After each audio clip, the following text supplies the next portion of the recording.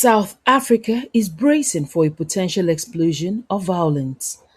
Anti-migrant groups have set a June 30 deadline for all undocumented foreigners to leave the country.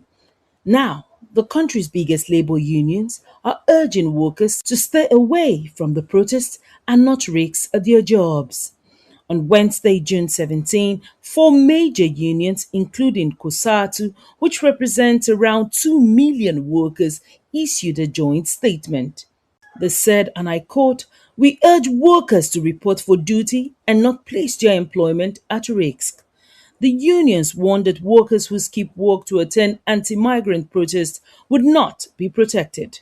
The unions echoed President Cyril Ramaphosa's call not to scapegoat migrants for South Africa's economic problems.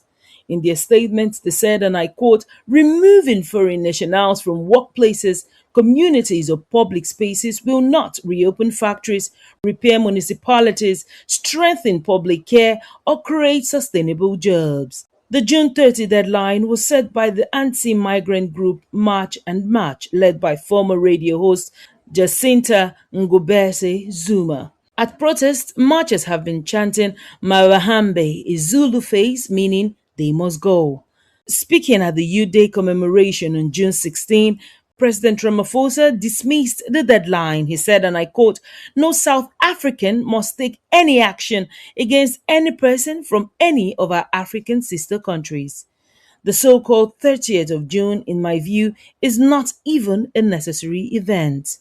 Meanwhile, a humanitarian crisis is unfolding in Durban. According to KwaZulu-Natal Premier Femi Ntuli, nearly 10,000 Malawian nationals are camped at Sherwood Hall, desperate to return home.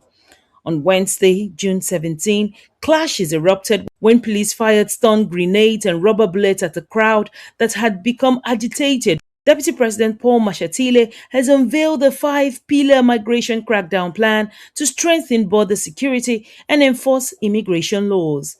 But with the June 30 deadline fast approaching and thousands of displaced migrants still waiting to go home, South Africa remains on edge.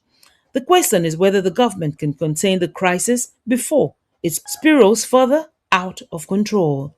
I am Otaria Benjamin, reporting with clarity on the issues that impact our continent. This is Media Room Africa.